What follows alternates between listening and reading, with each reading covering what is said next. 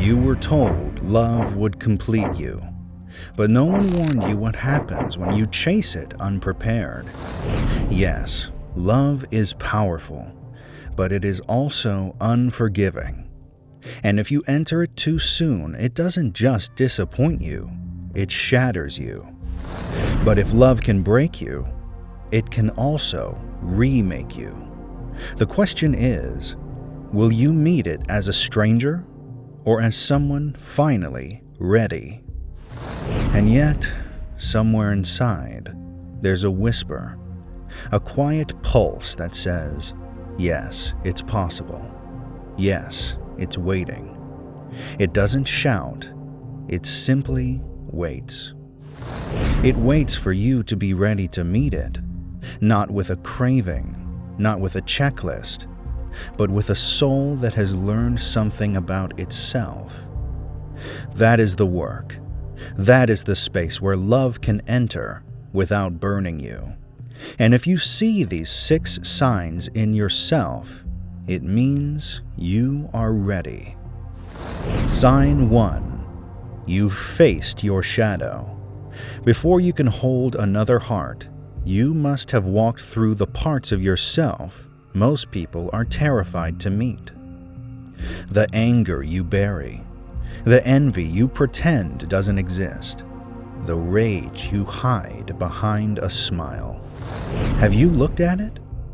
I know you've looked, but have you really looked? Not the surface glance, not the passing acknowledgement, but the deep, unsettling gaze that finds you in the quiet of your nights, when nothing else can distract you. Have you faced the parts of yourself that whisper things you'd rather ignore? That speak in tones you pretend don't belong to you? Jung said, "The shadow is not your enemy. It is a part of you, waiting to be known." And when you meet it without running, without excuses, without masks, you start to understand your patterns, your fears, the corners of your soul that have shaped every choice you've made. You start to see the ways you've pushed love away, the times you've recoiled from intimacy, the ways old wounds colored your interactions. You start to understand yourself as a whole person, even the parts that feel jagged and frightening. And when you know your own darkness, it no longer rules you from behind the scenes. You carry it, yes, but you carry it with awareness, with tenderness, with enough clarity to know it will never take the driver's seat again. And that awareness changes everything. It changes how you meet another human, how you let them in, how you offer yourself in return. Love begins to flow, not because you need it, but because you understand yourself well enough to give it freely. Sign 2. You can be alone without desperation. Love rarely finds the ones searching with frantic hands, the ones who feel incomplete, the ones who believe someone else will fill them. They are not yet ready. But you have learned how to be alone. And more than that, you've learned how to be enough in that aloneness. You've spent time with yourself, truly spent time, without distraction or noise, and discovered that your own presence can be steady, even comforting. You have sat in silence and let it teach you. You have watched your thoughts drift, your feelings rise and fall, and still, you stayed. You lingered in the stillness long enough to notice how it stretched your patience, how it softened your judgments, how it taught you that your own company is not something to escape, but something to honor. When you can sit with yourself without panic, without craving a shadow to hold, without needing another to validate your existence, you prepare the ground for a different connection. A love that does not suffocate, does not cling, does not try to fix what was never broken. And when it finally comes, it comes not to patch you up, but to dance with the wholeness you have built. That is when it feels like sunlight on bare skin, a warmth that does not burn, a presence that fits naturally, as if it had been waiting all along for the person you have become. Sign 3. You've forgiven, not for them, but for yourself. Holding on to grudges, nursing old wounds, keeping score of wrongs done to you. All of these weigh on the heart like stones. They press down in ways that feel invisible, but always heavy. They shape how you move through the world, how you trust, how you let someone near. But you have learned the quiet, difficult art of forgiveness. Not because they deserve it, not because they asked for it, but because your soul refuses to stay chained to the past. You realize that resentment only prolongs your suffering. It keeps you from being fully present for the life right in front of you. Do you know this? Forgiveness frees you more than anyone else. It softens you. It opens you. It makes room for new love to enter without the weight of history pressing against it. Forgiveness does not erase memory. It does not demand that you forget. It simply says, I will not carry this burden anymore. I will not let it define me or my relationships. And in that release, the heart becomes a vessel again, able to hold tenderness without suspicion, able to offer care without a hidden ledger. This is not weakness. This is readiness. It signals you can enter love without chains, that your heart has been cleared enough to receive, to give, and to recognize a connection that doesn't need to repair what was never yours to fix. Forgiveness is the quiet key that opens the door. Sign 4. You know your own worth. No one can truly love another without first knowing what it means to love themselves. If you've spent years shrinking to fit the expectations of others, pretending your value is measured by someone else's gaze, then you haven't yet cleared the path for real connection. You may have learned to wear masks, to say what others wanted to hear, to move in ways that earned approval. But none of that builds the foundation for genuine love. That is not the path to readiness. But that is not you. You have discovered something different.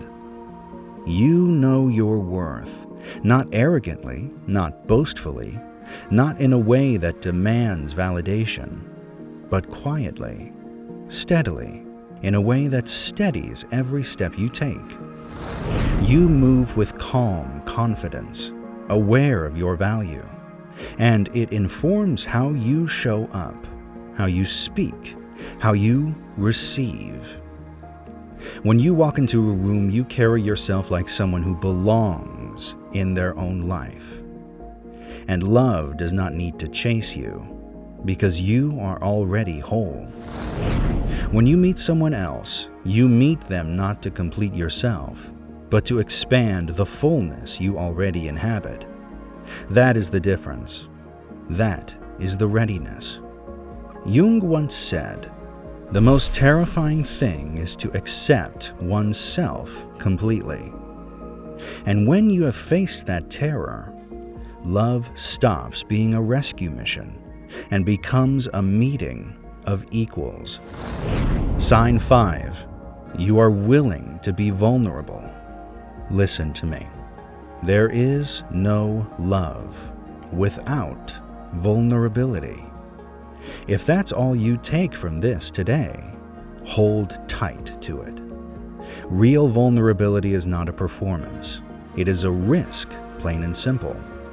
You've practiced it in small ways, spoke your truth in rooms where no one was listening, allowed yourself to tremble when everything in you wanted to armor up. You have known fear and chose openness anyway.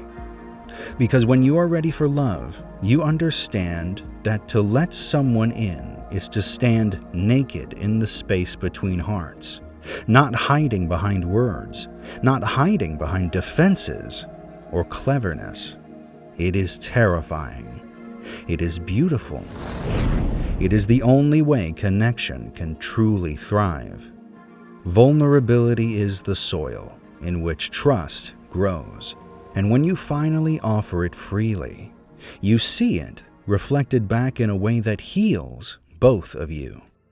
Not because it's easy, but because it's brave enough to be real. Jung wrote, "The meeting of two personalities is like the contact of two chemical substances. If there is any reaction, both are transformed." That is what vulnerability makes possible. Not safety, transformation. Sign 6. You seek growth, not possession. This may be the hardest truth of all. Those who are ready for love do not love to control. They do not cling. They do not mold another person to their own desires. They've learned something deeper than longing, deeper than need. They've learned that love, when it is real, is not about possession. It is about growth. They love to grow, and to grow alongside someone who is also willing to evolve. They understand that love is a living, breathing thing.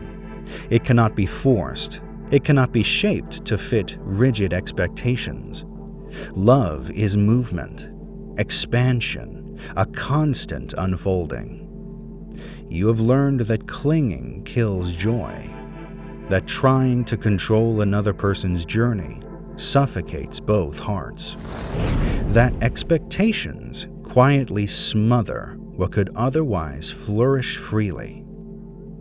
When you seek growth, love becomes a garden, a place where each soul stretches toward the sunlight, where each offers shade and water to the other, a place where imperfections are safe, where curiosity is welcome, where two souls deepen without fear of losing themselves or each other.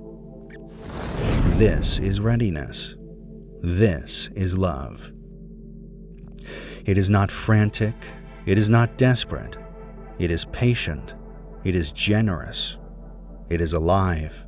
It allows both people to expand, to explore, to evolve, together, yet fully themselves.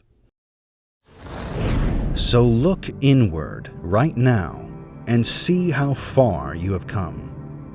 You've walked through your shadows, faced the parts of yourself that scared you most, learned to stand alone without desperation. You've forgiven the old wounds that weighed your heart down. You've released grudges and resentment. You've cleared space for new love to enter. You've claimed your worth, recognizing that you don't need validation from anyone else to know your value. You've chosen vulnerability, allowing yourself to be seen fully, to speak your truth, to open your heart, even when it was frightening. And you've chosen growth over control, understanding that love is a garden, not a cage. What makes all of this beautiful is that love does not find the unready. It waits. It waits for someone like you. Someone who has done the inner work, and when it arrives, it does not scorch. It does not consume. It warms. It expands. It allows both hearts simply to be. So if you feel a stir inside as you hear this, know that stir is your signal. It is not loud. It does not demand attention. It is quiet, like a whisper from the part of you that has been watching, waiting, learning. It is not a call to rush, not a call to prove. It asks only that you pause, breathe, recognize the distance you've already traveled, the battles you've already fought, the victories you've already claimed. You, my friend, are ready. So hold on, hang in there. Love will not come to fix you. It will come to honor all you have grown. When it comes, it will enter gently. It will meet your depth with grace, and it will embrace the courage and openness that your soul has earned.